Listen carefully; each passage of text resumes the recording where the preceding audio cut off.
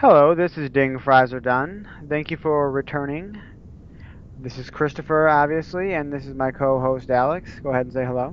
Hey, I'm sick this week, so I'm gonna let Chris take over most of it. Faker. All right, so today we will be covering the following topics. Um, as we did last week, we are going to talk about some of the things that we did this week that we thought were interesting. Any news that we might have stumbled across throughout our week of browsing the internets. Included in that are the changes to healing and player health slash the item swish. Going to talk a little bit about the zones in Warlords of Draenor. We're going to be returning with our segment Ask the Narcissist once again. And after that, we'll be ending our podcast. So let's see, what did I do this week? This week, I boosted my Hunter to 90. I got about to 526. Owning up those flexes,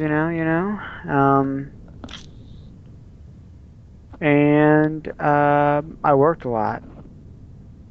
Other than that, I really didn't do that much. How about you, Alex?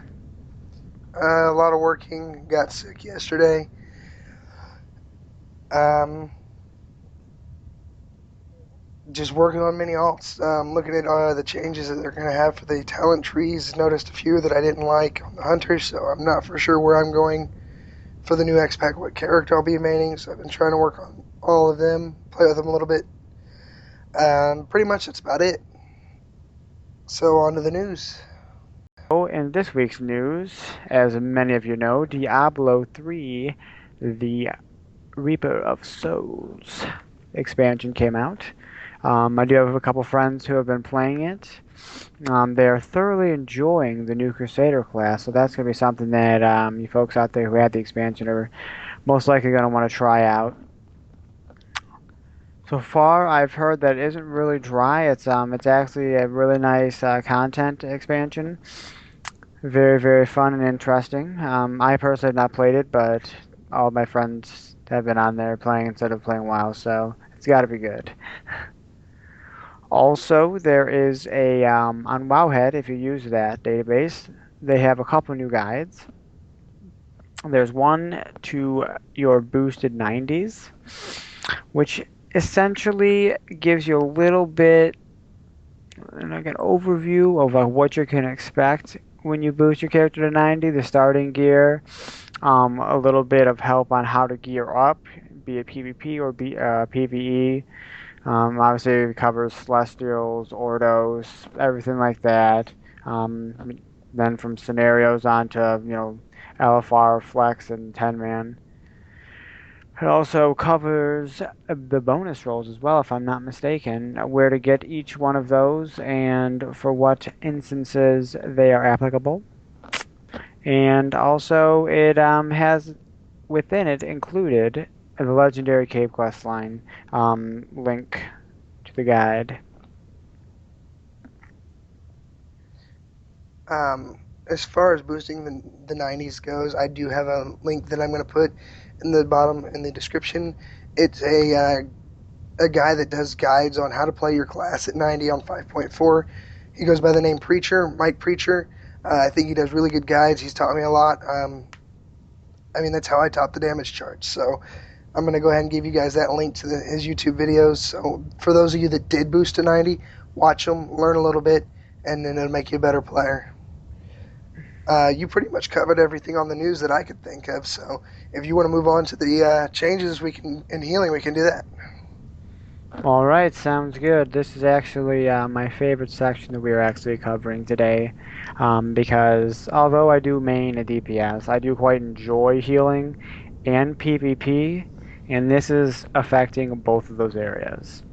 So, pretty much what's going on here is Blizzard is trying to make it so that we are not so heavily relying on resilience by lowering the spike damage that players actually do to each other, as well as doubling the post squish health. Is it post squish? Am I not mistaken? Does that sound right to you?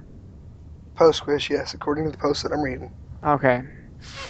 Which is really going to make it so that, I mean, when you join into a battleground or when you do hit 90, you really don't feel like, you're going, toe to toe with frickin' Sargeras or something, someone who you really have no chance against. I mean, it'll be difficult, and you know that you'll have to work to get to where you need to be, but it'll still be fun enough and you'll still be powerful enough to actually, you know, be able to contribute to your team and not feel like someone who's, a complete loser. Player health slash resilience with the healing changes. All right.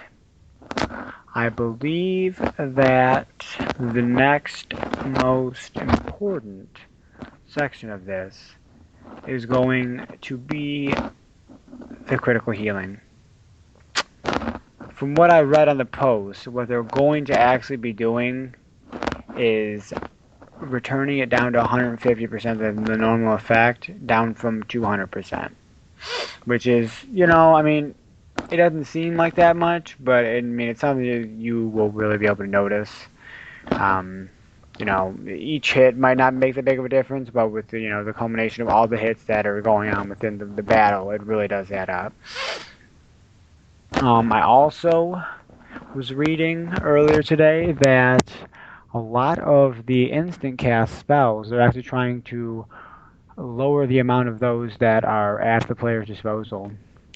A list of these spells that are at this point known that are going to be having cast times added to them are going to be Soothing Mist. No, no, no, no, no. It's going to be Light of Dawn and Eternal Flame slash Word of Glory if you're holy. Cascade, Divine Star, and Halo. Prayer of Mending, Uplift, and if you're a Druid healer like myself, Wild Growth, which is actually quite interesting that they would put a cast time on that. And, I mean, in my opinion, that seems kind of odd, but, you know, that's just me. And all of these, like I said before, are going to be 1.5-second casts as of this point. So with a good enough amount of haste, probably about 1 second casts. Perhaps. That's one of the things we're really trying to lower is the amount of instant cast spells we have to make it more, I don't want to say that, I mean, yeah, more dynamic. So you actually have to put more thought into what you're doing. And they're also getting rid of some of the low mana cost heals, such as Nourish, Holy Light, Healing Wave, and Heal, I think.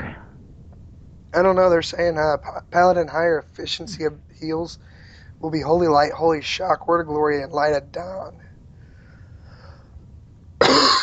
So I'm not for sure that they're going to get rid of Holy Light per se, because it looks like they're making it a higher efficiency healing. They're getting rid of some of them. Not all of them, I though. don't see heal for priests, so they might be getting rid of it.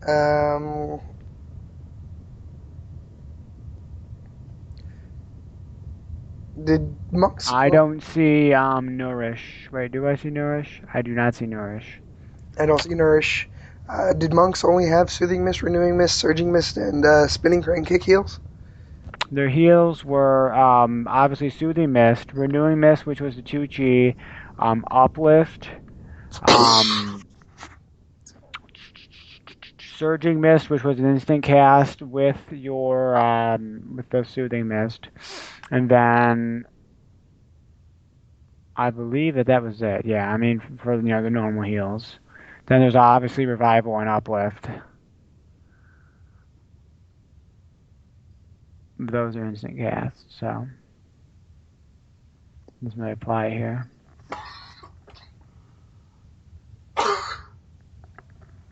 They will also be increasing the mana regen at earlier gear levels to make it easier. Like myself, I was just today trying to get my Holy Paladin some gear, and I was having severe mana issues.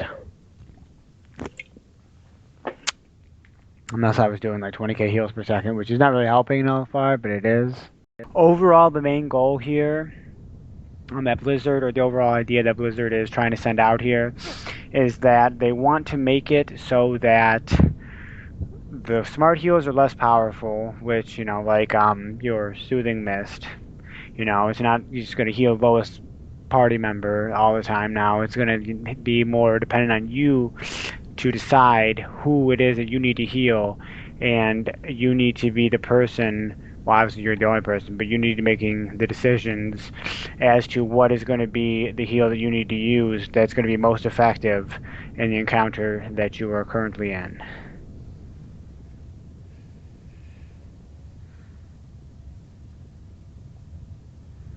Now, the only thing that I really got to add to that is there is a quote on here on the dev water cooler that says, "We want healers to care about who they're targeting and which heals they're using."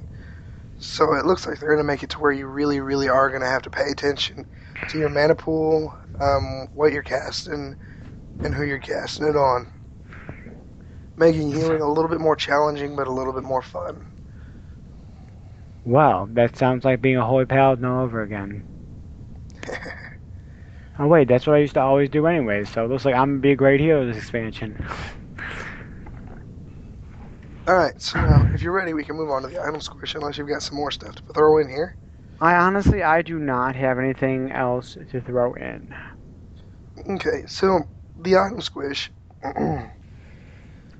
there's a Wowpedia about it that I'm actually looking at right now. I think it's a really good guide here. It says that the table below is list of a random level 90 Frost Mage wearing similar PvE focused item level 538 gear before and after the squish.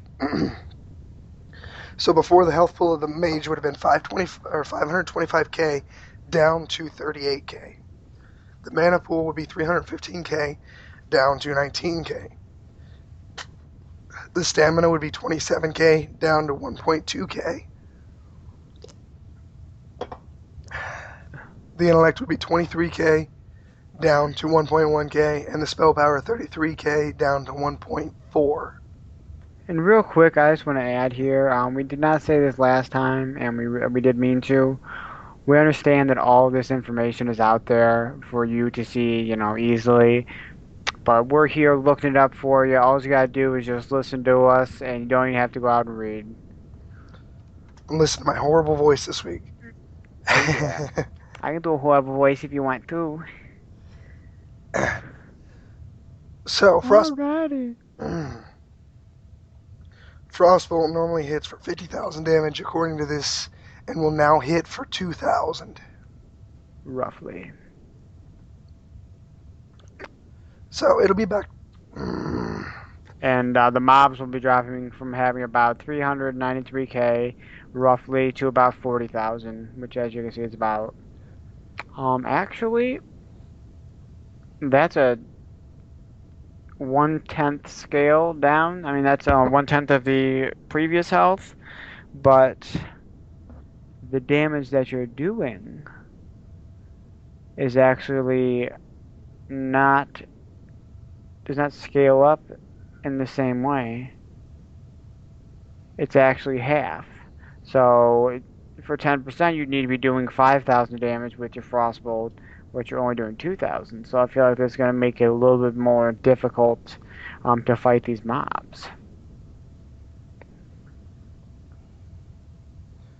unless they're going to remove the armor value on the mobs. Well, either way, it's still going to require more casts. True. And so I feel like I mean, overall, I feel like they're moving in a way back towards vanilla, but in an improved fashion. They're making improvements upon the game while bringing the spirit of vanilla back into the game, in my opinion. That's how I see it. But, we're all entitled to our own opinion. I guess we're going to go on to the next one, which will be the a little bit about the new zones here. We tried to cover this a little bit last week, but we ran out of time. All right. Obviously, this is Outlands, but not really. This is before the opening of the Dark Portal. Let's see. So, from what has been said so far, the starting zones will be Frostfire Ridge and Shadowmoon Valley. The Alliance starting area will be Shadowmoon, and the Horde will be Frostfire Ridge. From what I've seen, Frostfire Ridge does look strikingly like boring tundra in the way that it's set up.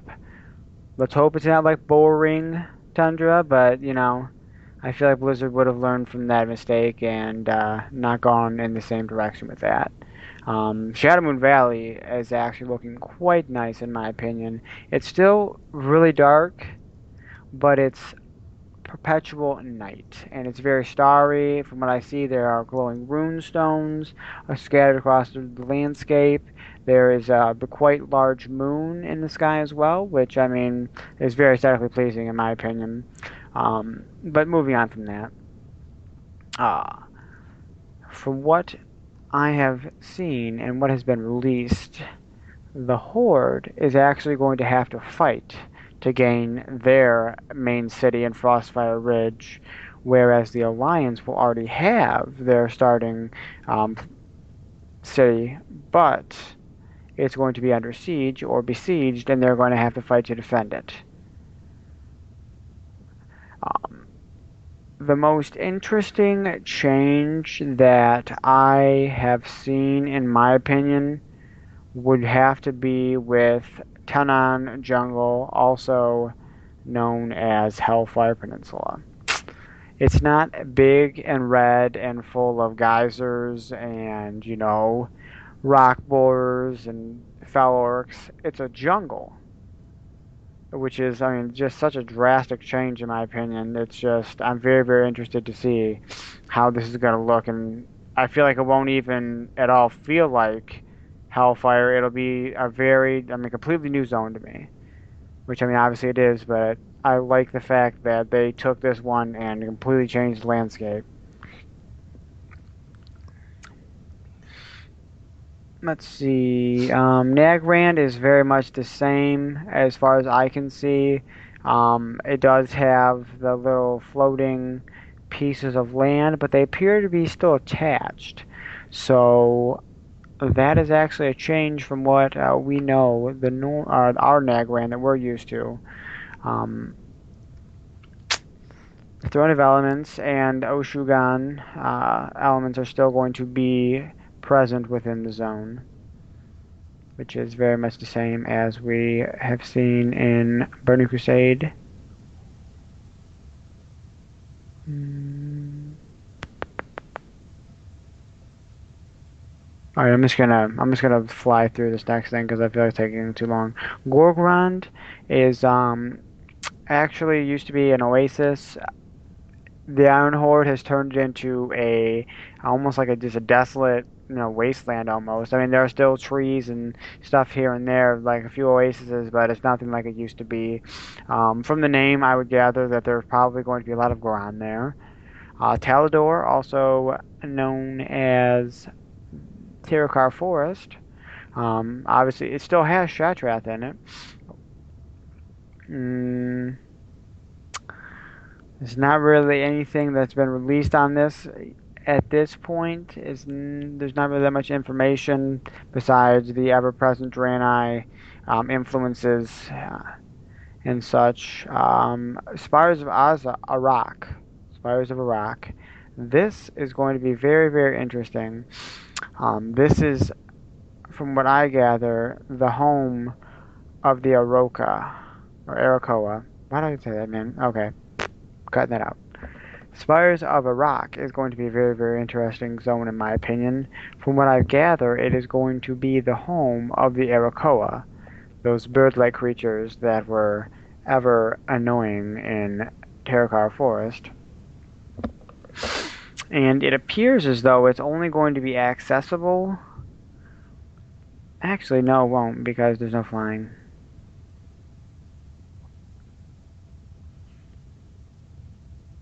The earliest we might see flying, the earliest we might see flying would be the first major content release pack, But then there are rumors going around that there won't even be flying at all. The earliest we might see flying would be the first major content release, but there are also rumors going around that there won't ever be flying in Warlords of Draenor. I guess it's just something we're gonna have to wait and see. I went ahead and I just reset it because I know your voice isn't working well right now. So Yeah, I'm pretty much trying to yell just to get my voice to work. yeah, I don't know how that is, man. I lost my voice one time, dude. It was crappy. I think it's just a cold that's settled in my larynx, so it's right there, and I can't fucking talk unless I change my voice. All right. That's pretty much it for the zones. Didn't want to be boring and go into complete, super detail with them. When there's more concrete information out there about them, we can do a follow-up segment on it. But at this point, it's just really not, um, worth going into in depth. This has actually been a really, really short episode, so if you'd like, we could go over some of the 100 talents. Maybe just pick our favorites out of each class and talk about Sure. One moment. Squad. Oh wait, am I getting logged out? them. What would the site be? Wait, why am I even still logged in? Not a question. Wowhead. Yep, it's Wowhead. It's got tools, Willis Joiner, calculator. We'll start with Death Knight and go down alphabetically. Okay. All right. So, All right, so your 100 talent, what one would you pick if your Death Knight was 100 right now? let's see here.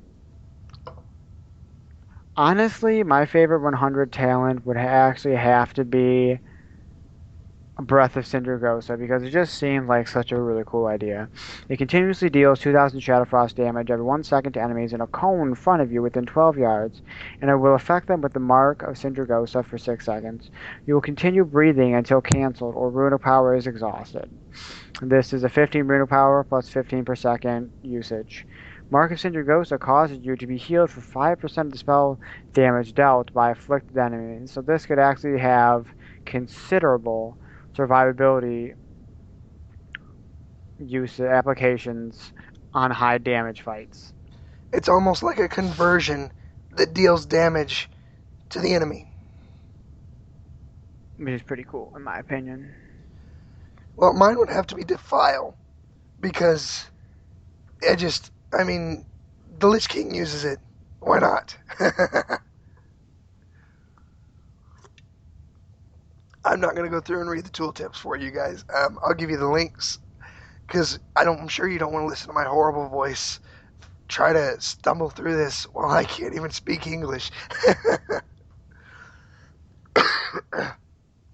So if you're ready, we'll move on to the Druid. All right. I'm going to go ahead and pick one based on my current specialization with my druid. I really only do restoration, and from what I can see, I really, really like both Might of Malorn and Will of Malfurion. But I have to say, I mean, it's really going to depend on the situation you're in. But overall, I'm going to say that Will of Malfurion is going to win with Germination because it extends your rejuvenation by 1 second after it makes it faster. And rejuvenation is obviously one of our main heals, so I really feel like that's going to be advantageous to the healing scene, especially with AoE healing. You have it on 10 people, and boom, you're really going to be getting extra heals out in that 1 second. I play mostly Kitty or Bear, so I'd have to go with Might of Malorn, especially for Kitty. Savage Roar now being passive. I mean, who wouldn't want passive Savage Roar? So then the Hunter would be next. Now Hmm. with the Hunter, I've made the Hunter for the most part of this expansion.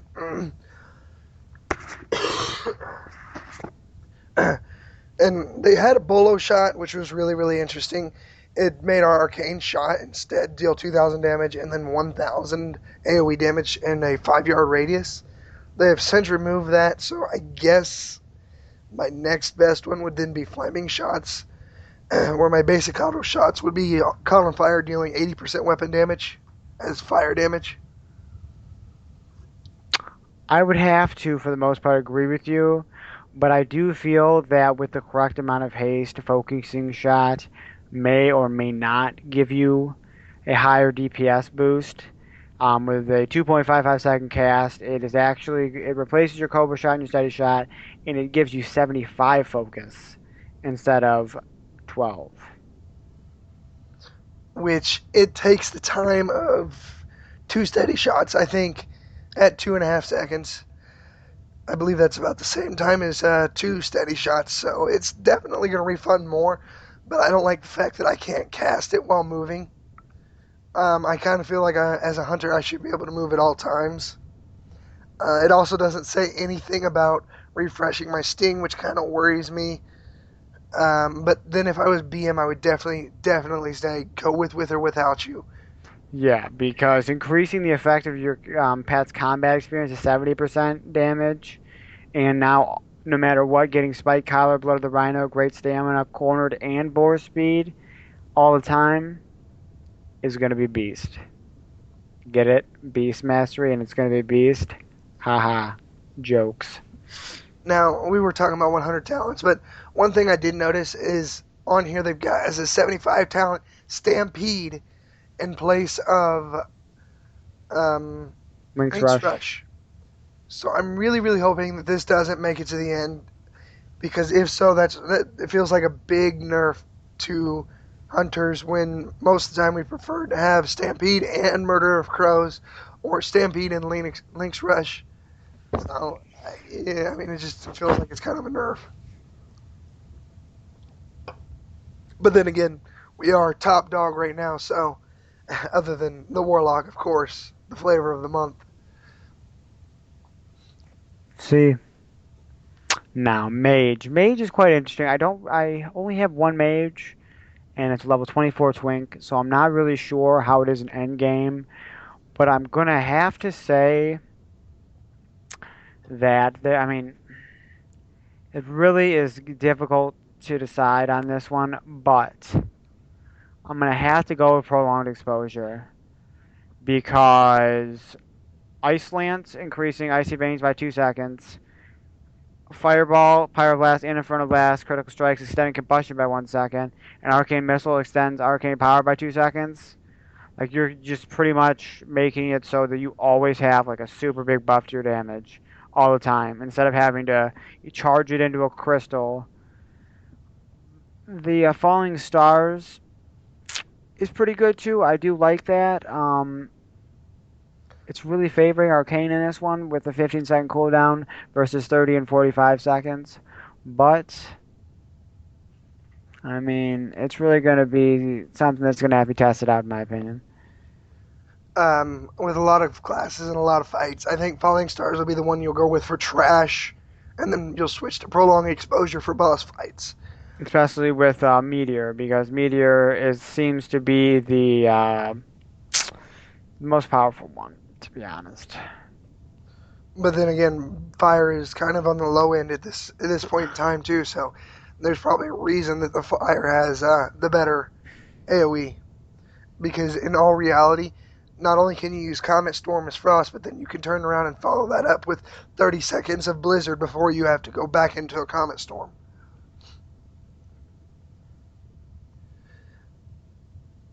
So then we'll go on to Monk next. All right, my main class right here, and there's only one choice, and that is Vital Connections. That's it. It's only the only choice there is. Hurricane Strike, the only way to go as Windwalker. um, I play Mistweaver on my Monk, so I like the Serene Mist with my Soothing Mist chaining up to 2 more allies within 15 yards. I feel like it's more like a chain heal now, channeled, but still. It's more like a chain heal, giving the monk a little bit better AoE healing, which I feel is much needed. Um, Honestly, if I was gonna go Mistweaver, I would choose Detonate Chi because if you notice how many healing spheres you generate in at any given time while healing, it's quite a few. And they do heal for quite a bit, and it's gonna make it so that people have to run through them. You just boom, you just pop them all. Boom, you pop a Chi sphere, and then I'm in a healing sphere and heal the nearest ally within 6 yards. That would be my choice, but. I don't really miss Walker. I mean, miss Walker, miss Weaver heal that much, so The only I thing that could be pretty worries me, wrong. the only thing that worries me with that one is the 1,000 mana cost. If I've only got 1,300 mana and I have mana issues, then I can only do that every once in a while before it booms me. So that's the only thing that worries me on that one. I don't know. We'll have to play with it once we actually get to 100. All right, so on to the paladin. Okay, here. Seal of Faith is obviously out the window right now because it just doesn't have the correct tooltip at this point, so we can't really know what's going on with it. I'm going to have to say that actually it's a really big tie between Light Within and Divine Conviction. Um, I feel like Divine Conviction is going to win out because it's going to be replacing your Templar's Verdict with an even more powerful strike, which is where a lot of your damage comes from. Although the 10% attack power for 20 seconds with Judgment of Truth is quite nice. I mean, I don't really feel like it will match the extra damage from Final Verdict on Divine Conviction. I agree on divine conviction, especially for holy and prot. Prot, you deal 2,000 damage when you block. 10% chance, obviously. Holy, your beacon of light target drops below 30%. You instantly grant him a shield, absorbing 30% of his max health.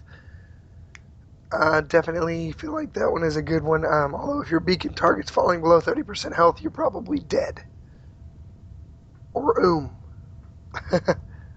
Just saying. Priest. All right, let's see. Shadow Priest was what I generally play. Definitely gonna have to go with spiritual guidance, shadowy apparitions, which I see a lot of. If you have a high amount of crit, also grant you one shadow orb when they deal damage. So you like, for instance, I've seen people have like 6 or 7 going at the same time. So you get three, boom, devouring plague, devouring plague, devouring plague. Say you have 9 of them going. That is a ridiculous amount of damage. I'd have to go with divine clarity. I don't like it for discipline. It replaces greater heal. It makes it a 2,500 damage shield. I think we don't need that many more shields as disc. But then again, with the healing changes, it may actually be a very good thing. As holy though, another AOE, but it's a greater heal AOE. I think that's a very good idea. But like you said before, it'll depend. We'll have to get to 100 first and play with these talents to find out if what we said today is the same as what we'll think when we are actually 100. All right, Rogue.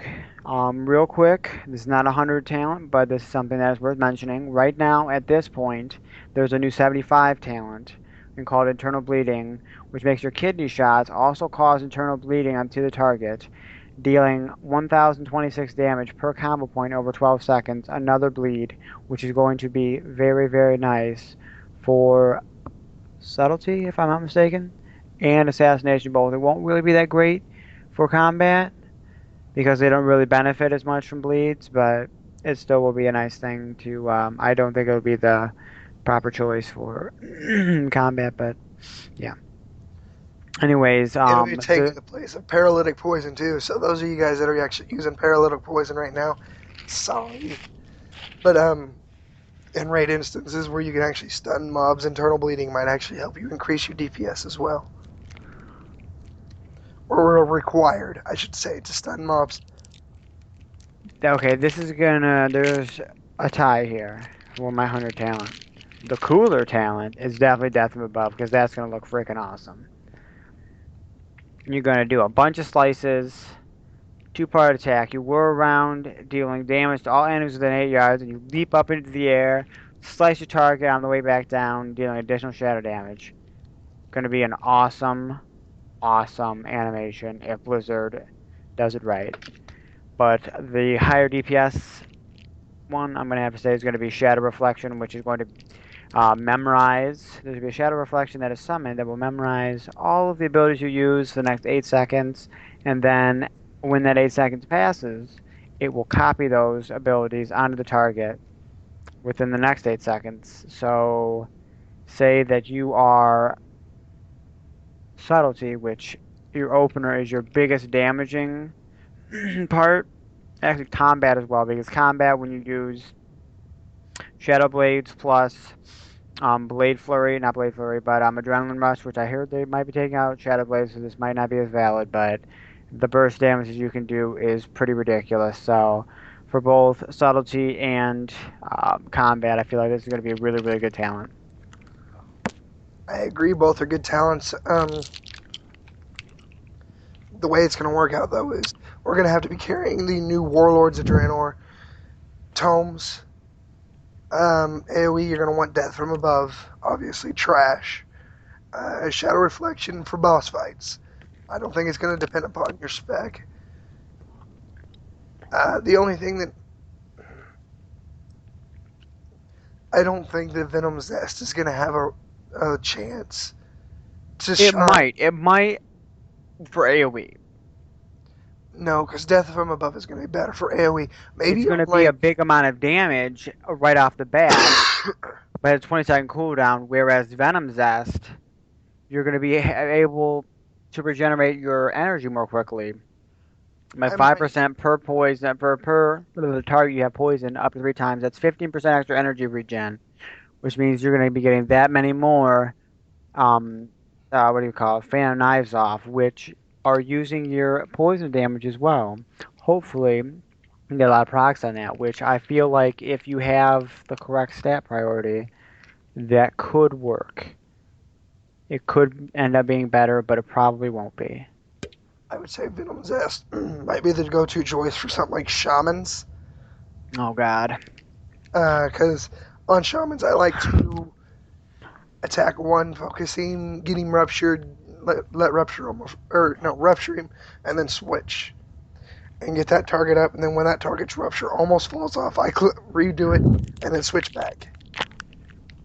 That way, I've got two sets of poisons and ruptures ticking at all times. Um, so yeah, Venom Zest would work good there. Beyond that, I really don't know if it'll be that great for AoE, like 10 or more mobs. Because Phantom Knives, I just don't feel is very powerful comparatively to other AoEs.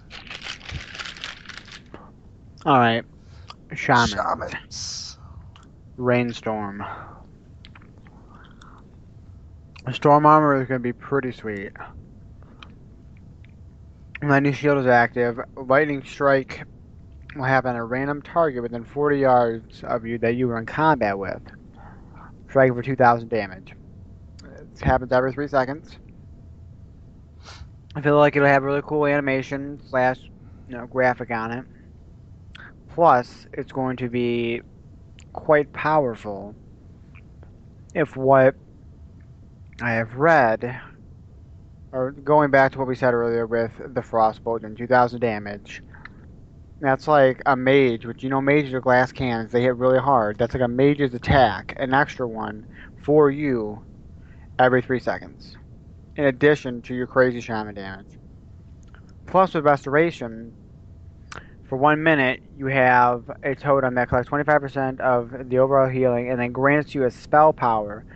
for your next healing wave, healing surge, greater healing wave, chain heal, or riptide, which means you throw that on your tank, your riptide, and boom.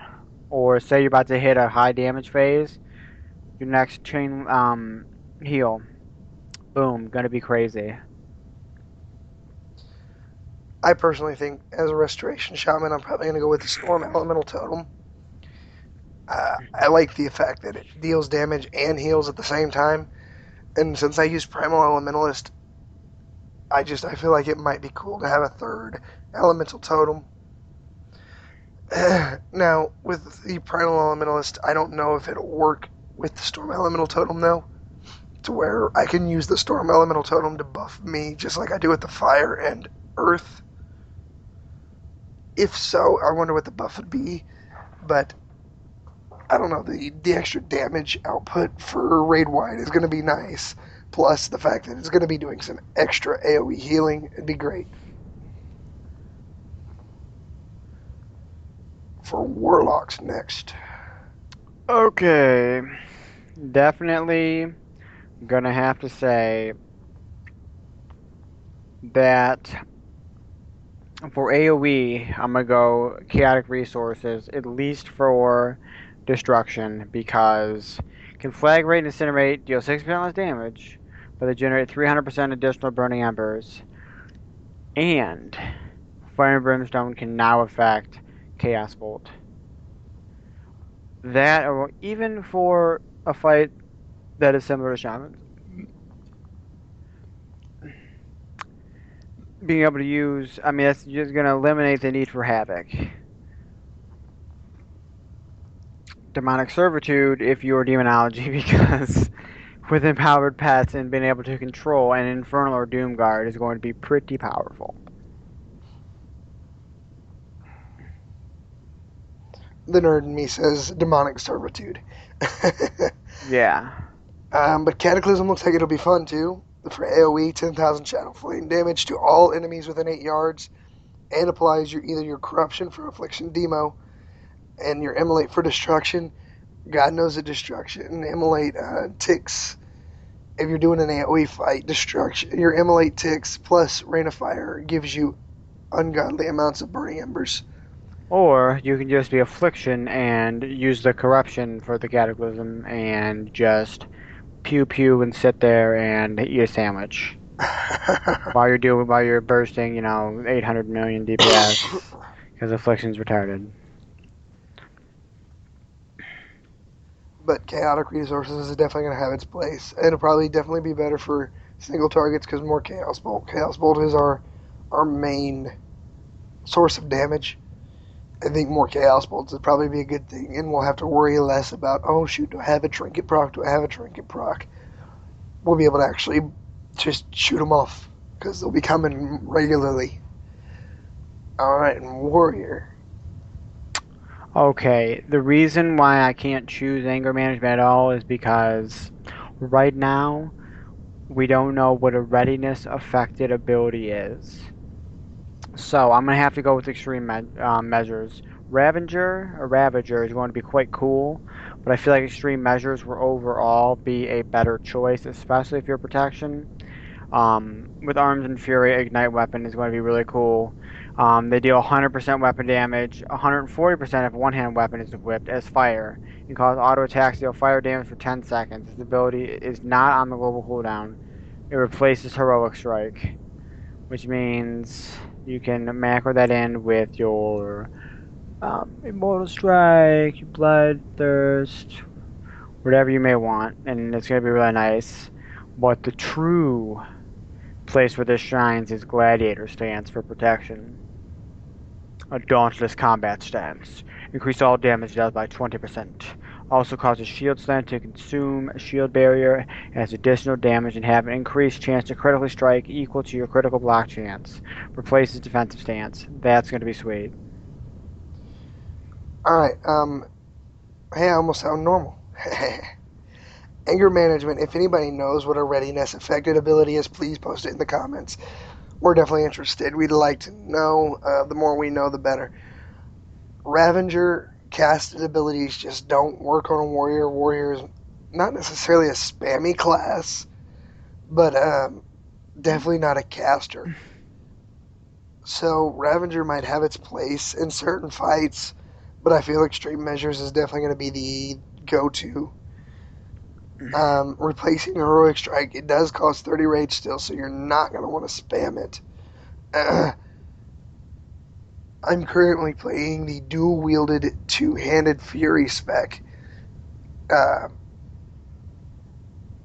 so when I'm trying to, the only thing I'm trying to figure out with Fury is we're only supposed to Heroic Strike during the time that our Oh, wait, man. I think readiness is one of the bonus stats. bonus stats. The ones that you're getting on your gear that have a random chance, quite low chance. The bonus little stats, like the healing one and stuff like that. I don't know. I'll look it up here in a second. But back to what I was saying.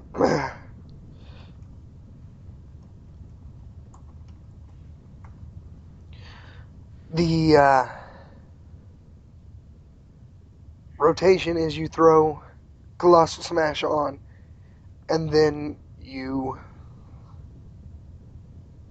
once your Colossal Smash is on, you spam Heroic Strike to burn your energy, or your Enraged Strike. I can't remember the name of the attack right now. Um, which makes no sense to me if that one would work with Fury, because you can't spam it because it's a buff. You don't want to sit there and override it over and over and over. There's just no point. So maybe they're gonna fix Warriors and give them a revamp, because they really haven't been revamped since they came out in BC. So who knows how this will work? We'll see when we hit 100. Uh, The only thing I could find about readiness right now on World of Warcraft is the Hunter talent readiness. Um, so did you find something? from what I can see, it's going to be similar to Assurance of Consequence. It reduces the cooldown So they're getting a of new certain ability things. then. No, it's going to be for everybody. Everybody's going to have like a readiness stat. Everybody can use it. It'll reduce the cooldown on certain abilities. Hmm. Well, that'll be interesting. Hmm. Um, so that'll bring us to the end of the talents portion. So, ask the narcissist, Mr. Narcissist, did you see anything in Rage this past week, that you'd like to bring up? Anything that I would like to bring up? Let's see. How about going into or grabbing the yellow orb on interruption when you were clearly told not to grab it until the third group? You just go and do whatever the heck you want because you don't want to be in vent and listen and be a productive part of the group and you're retarded. Or how about this? The same person not following the order on fallen protectors and almost wiping us because they decided to deep their higher item levels so they can DPS whatever they want, and we have Rook and Sun at 15-20% and have he Softwood at like 7%. Yeah, I was going to bring up the same fight, so um, all I can say is them rogues that don't know how to pay attention. Fun. Yeah, that was annoying. The fights aren't that hard, and especially in Flex. Just do the mechanics, and the game should be easy. You don't do the mechanics, that's how you cause people to die and cause wipes and waste your time and everyone else's time. So try to learn the mechanics. If you guys don't know them, there are many, many guides out there. I still Or you could watch, just ask. yeah, that too. I still watch Tank Spot to this day. Um, so yeah, definitely, guys, watch your learn your abilities. They did give us a new dungeon journal. It works out pretty good. It tells you most of the abilities. If you're more of a visual learner, watch Tank Spot or something similar. So I think that's it for us this week, guys. Um, like I said last week, if you like the video, like us, give us a like, give us a thumbs up. If you notice something that we're doing wrong or doing right, give us a comment. And as always, you can email us at dingfriesqa@gmail.com and watch us on Twitch. And as always, go f yourself, Azeroth. Just kidding. We have to edit that out.